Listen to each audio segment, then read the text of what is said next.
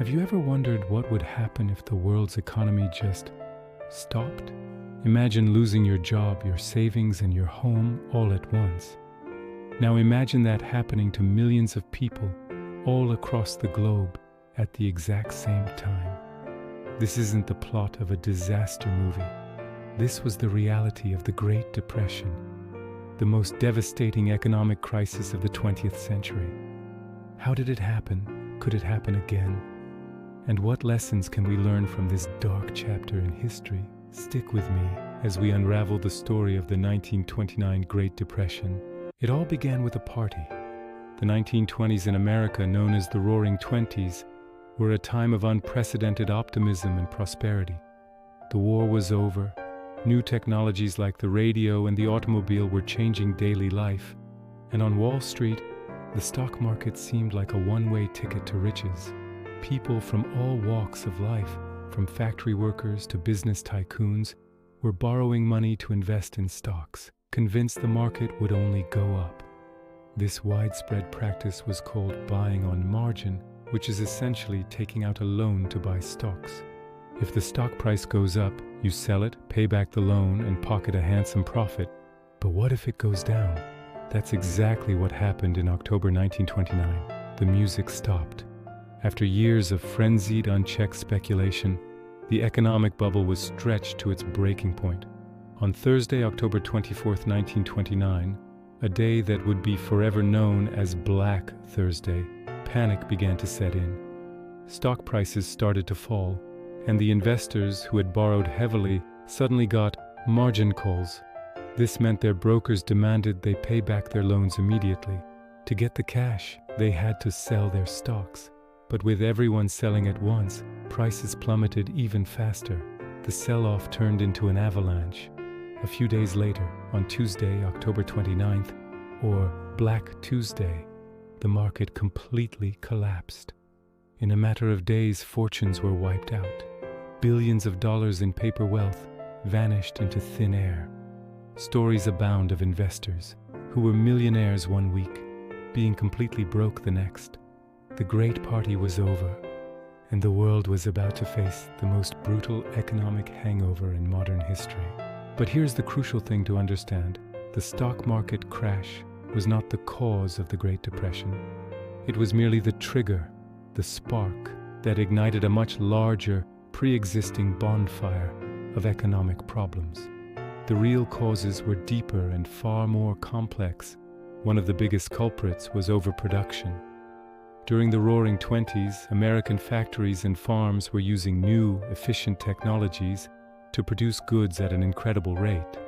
They were making more cars, more radios, and more wheat than ever before.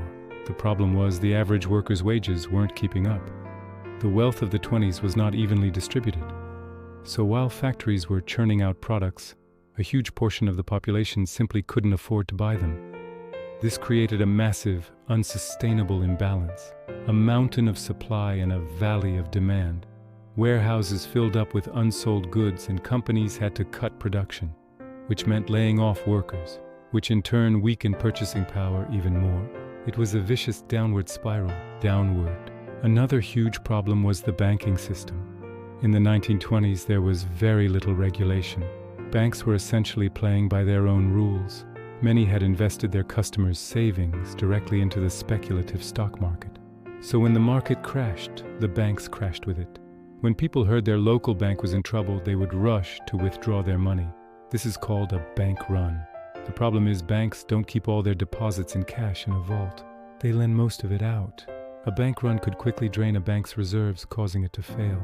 And when a bank failed back then, there was no government insurance like the FDIC we have today. If your bank went under, your life savings were simply gone. Forever. Thousands of banks failed, taking the savings of millions of ordinary families with them. This destroyed public trust in the financial system and caused credit to completely freeze up. No one was lending and no one was spending. The economy ground to a halt. Now you might be thinking this was just an American problem. Far from it.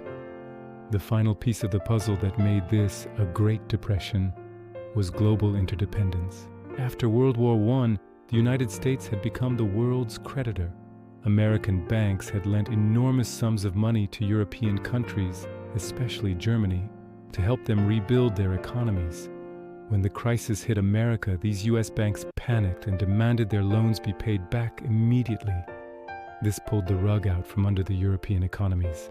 Germany, already struggling with war reparations, was hit particularly hard. The economic collapse in America instantly ricocheted across the Atlantic, spreading like a virus from one country to another. International trade collapsed as countries threw up high tariffs to protect their own industries, but this only made the global situation worse. The crisis was now officially a worldwide pandemic of economic despair.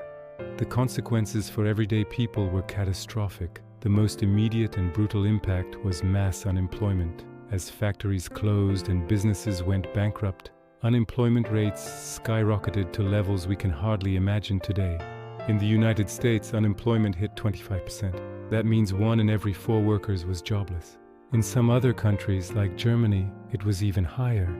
Millions of people lost their source of income and were left with no way to feed their families. People lost their homes and were forced to live in shantytowns, derisively named Hoovervilles, after the US president at the time, Herbert Hoover. Bread lines and soup kitchens became a common sight in cities across the world, with thousands waiting for a simple meal.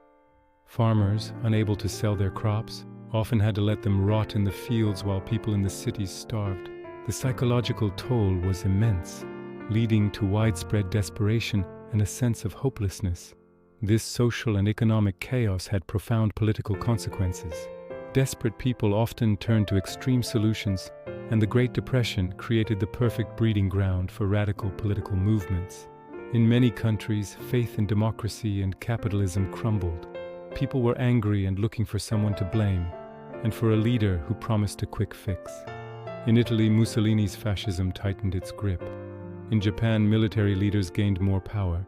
Germany was facing tough times, and that's when the National Socialist German Workers' Party, NSDAP, entered the political scene. They promised to restore Germany's national pride, rebuild the economy, and provide jobs. By 1933, Hitler was the Chancellor of Germany. It's no exaggeration to say that the breadlines of the Great Depression paved the road to the battlefields of World War II. The economic collapse of the 1930s directly contributed to the political and military catastrophe of the 1940s. So how did it all end?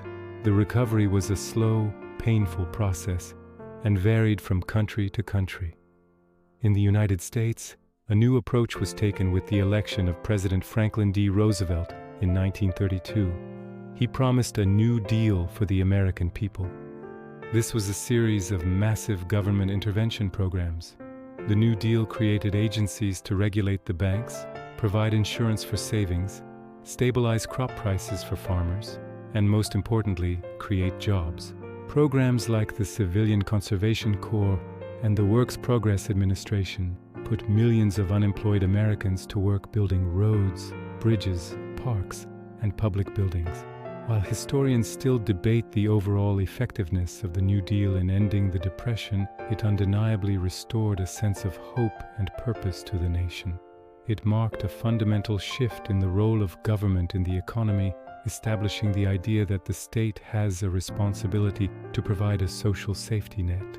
However, for most of the world, the final nail in the coffin of the Great Depression was, tragically, the outbreak of World War II. The immense government spending and industrial mobilization required for the war effort essentially did what consumer spending couldn't. It created full employment. Factories that were once silent began churning out planes, tanks, and ships around the clock. Millions of people were either enlisted in the military or went to work in war industries. This massive, coordinated economic effort finally pulled the world out of the decade-long slump. It was a dark irony that the greatest economic crisis of the 20th century was ultimately resolved by the greatest military conflict in human history. The Great Depression was more than just a line on a historical timeline. It was a period of intense human suffering that reshaped the world. It led to the creation of social safety nets, like unemployment insurance and social security, that we often take for granted today. It led to new regulations on the financial industry to prevent the kind of wild speculation and banking failures that caused the crisis. And it serves as a permanent, chilling reminder of how fragile our economic systems can be and how quickly prosperity can turn to poverty. By understanding what went wrong in 1929, we can better equip ourselves to prevent a similar catastrophe from happening again. Thank you so much for joining me on this deep dive into the Great Depression. If you found this video informative, please hit that like button and subscribe for more historical explanations. What other historical events would you like to see covered? Let me know in the comments below. See you in the next video.